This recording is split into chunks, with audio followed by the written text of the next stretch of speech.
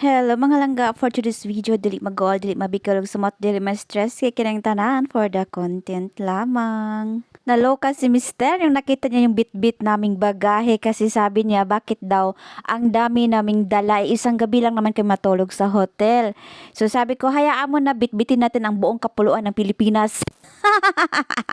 Actually, ayaw niya talaga mag-celebrate or kakain lang kami sa labas. So para napakasimple lang. Sabi ko, i-try nating magstay sa hotel kahit one night lang. Parang one night stand. Hoy!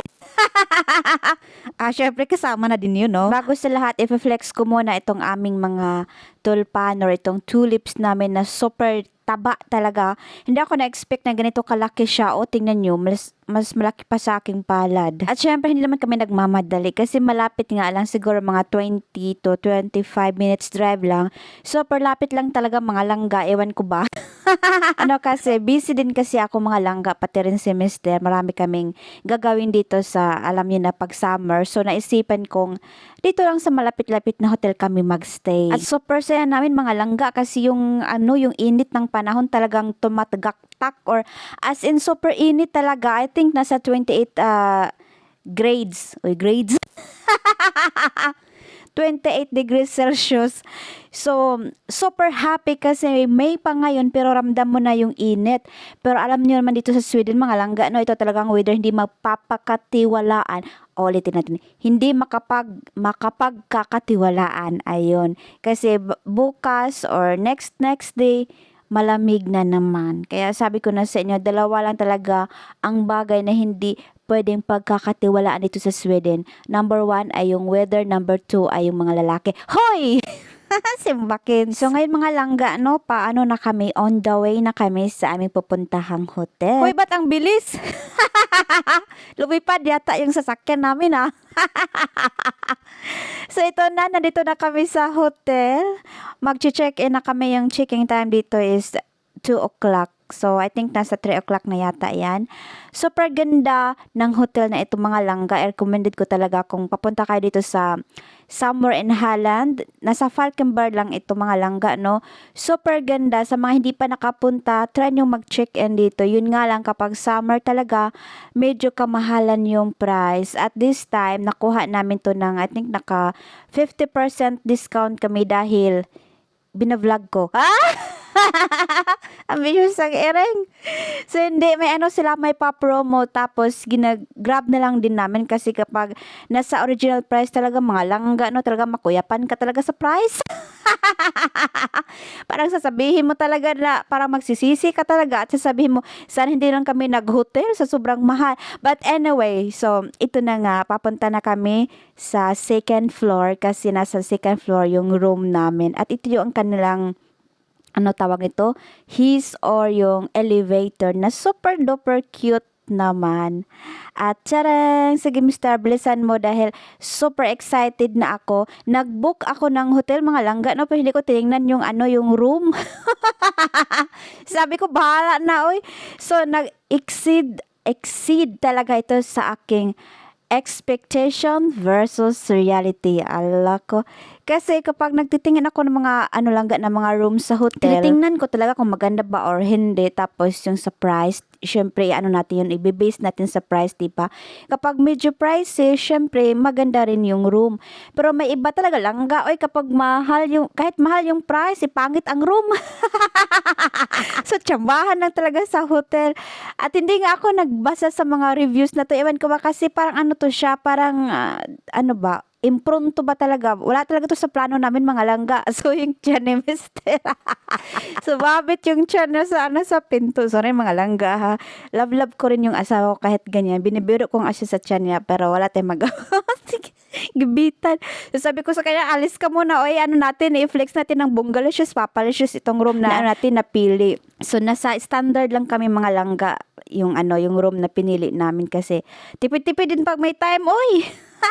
Hirap magkuskus dito tapos ilakwatsa mo lang yung yung pera mo.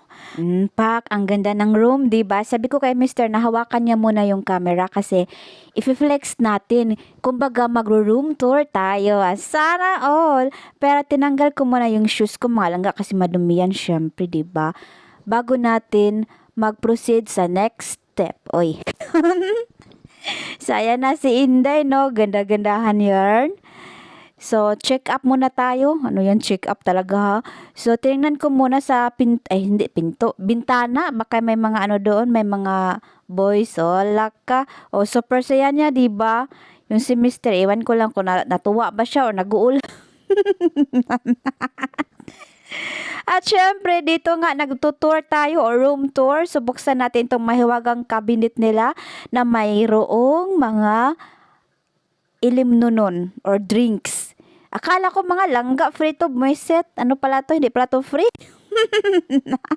Pabayaran mo pala yan pag ininom mo. At yan lang. Pagkatapos ay dito naman sa kabilang side. Ay, hala, anong nangyari sa inyong dalawa? Napagod sa 25 minutes drive.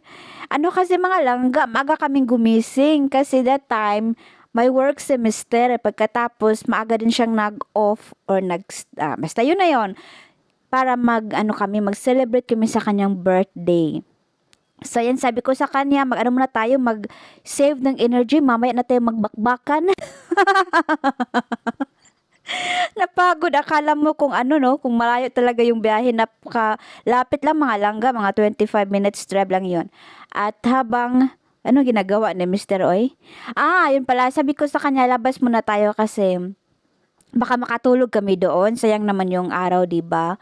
Time is gold. Sabi ko sa kanya, ikot-ikot muna tayo dito sa hotel at andito kami sa malapit to sa receiving area or reception area.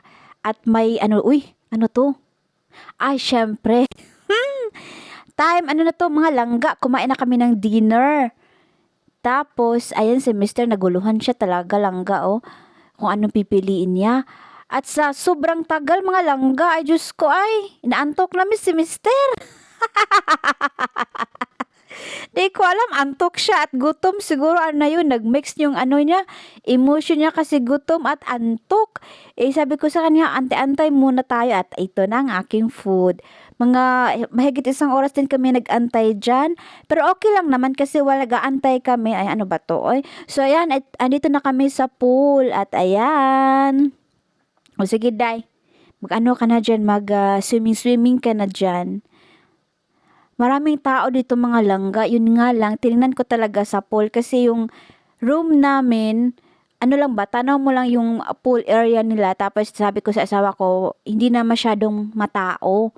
So ayan, lumabas na kami at yan. This time, parang solo-solo lang namin. Hoy, asa ka, Day? Ito, napagod ako mga langga. Kinabukasan na to mga langga sa morning na to. Sabi ko, punta na tayo sa sa buffet area kasi kakain na tayo ng breakfast. Para naman bago kami mag-check out, at least busog na yung mga bituka namin. Oh, marami ang mga foods mga langga, no? Kaso lang hindi ko na nakuha na ng video kasi nakakahiya naman, oy. Hindi naman to pareho sa atin sa Pinas na talagang grabe yung tutok ng camera. Lahat ng tao yata sa Pinas mga langga, vlogger na. So, yan lang mga langga. Bye-bye na. Nag-ano kami dito. Sige, bye. Thank you so much for watching.